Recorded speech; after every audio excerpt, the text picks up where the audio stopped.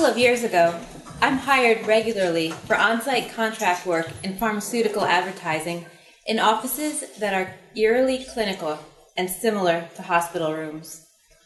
I go to the offices buttoned up in my dress pants and Oxford shirt and blazer. I take my lip piercing out and move in a careful, practiced motion so that my tattooed wrists don't peek out. I speak in a strict and well-practiced, cordial, conversational manner.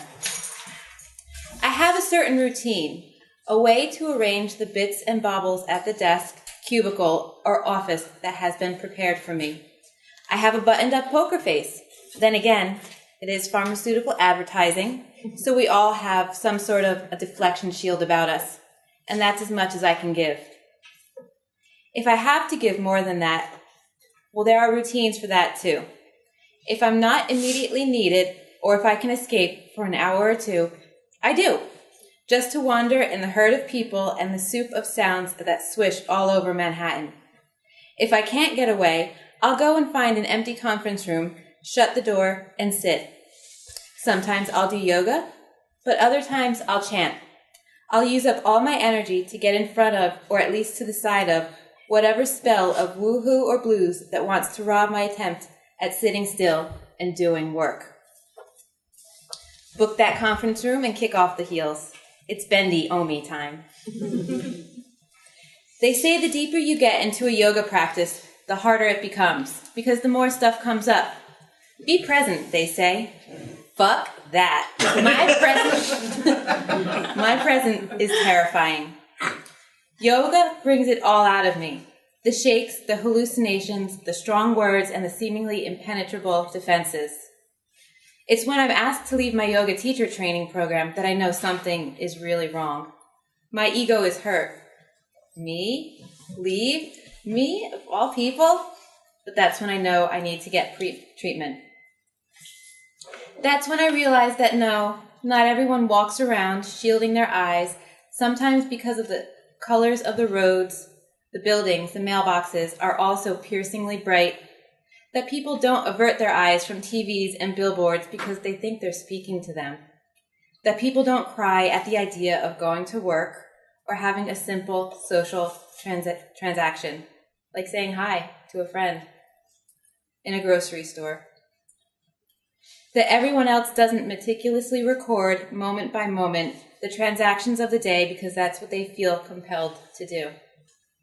No, it's not normal to be like that. Not everyone is like that. In common speak, I'm bipolar. Before I treat it, there are many years of hiding and other defenses. A mania takes over me and tells me I'm too special to go to school or to work or do anything that normal people do. I spend years riding on trains, flipping languages, sleeping on couches, and sometimes the streets because I feel like it. It feels good. English is too heavy and too close to reality for me, so I assume the identity of a world traveler, and I get lost in other cultures. There's no fucked up me associated with my German persona. I don't have to tell the story of who I am. I'm an American speaking German. Isn't that sexy enough? And Spanish, that's my street language. Shit, I learned that because I want to. Who has time to pay bills and honor social contracts? I'm too important. Nothing gets in the way of constructing this exotic identity and running.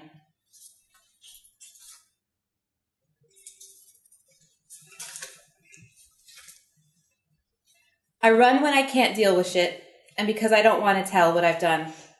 I don't want to tell you that it scares the shit out of me just to be. I don't want to identify as me, a person who is bipolar. Well, I do. As of now, I do. I have to. Because that is the true me. That is the truth of who I am. It scares the shit out of me just to admit that. I'm ashamed. I shake every time I have to admit that I have a mood disorder. I don't treat this mood disorder until I'm 32. And I only begin to treat it because I can't hide it from myself anymore. For months that year, I can't work. I'm sorry, dear client. I'm off. I'm unavailable. It's an excuse I use when I'm knee-deep in the blues, wearing the same clothes for a week, not getting out of bed, not able to read or write or even remember my friends' names, Surely you've heard what depression is like.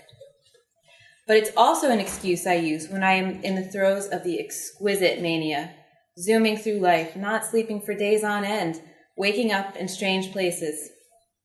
Like that time I wake up in the train yard in Bologna, Italy, not knowing how I got there. Or when I go to Fatima, Portugal, and I'm talking to the Virgin Mary, while the masses of praying, pious people below are on their knees, hoping to see what I've seen. I'm special. I get to do things that other people can't because they aren't chosen like I am. And then I get real about being bipolar. I start getting treatment on my own terms.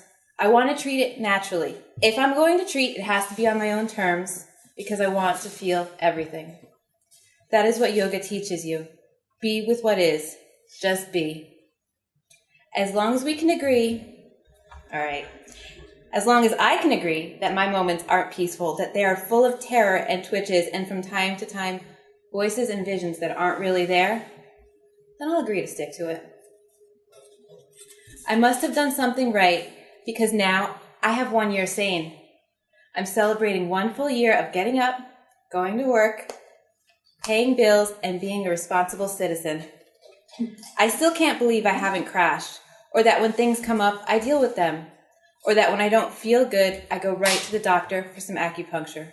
Shit, and I can pay for it too. And the doctor listens to me. That's how I get sane. I start talking about what is happening in my reality, as fractured or as up or down as it is, and I'm honest about it. I'm honest with me. I'm not making this shit up. I'm a survivor of mental illness, and I have 1 year sane. I laugh because I feel well. I laugh at the girl who needed to own the shit out of herself, sometimes from the upteenth floor with a view over Central Park or Herald Square. I laugh at the fact that I was trying to get straight while working for agencies that were trying to get into the heads of millions of consumers out there. When I tell people that I'm well now, I feel the need to explain. Alcoholics get sober. They measure their sobriety in time. Smokers get smoke-free. They can breathe, taste, move better. Debtors pay off their cards and get debt-free. They say, I don't owe anything anymore. These are all things you get to say. So me, I got sane.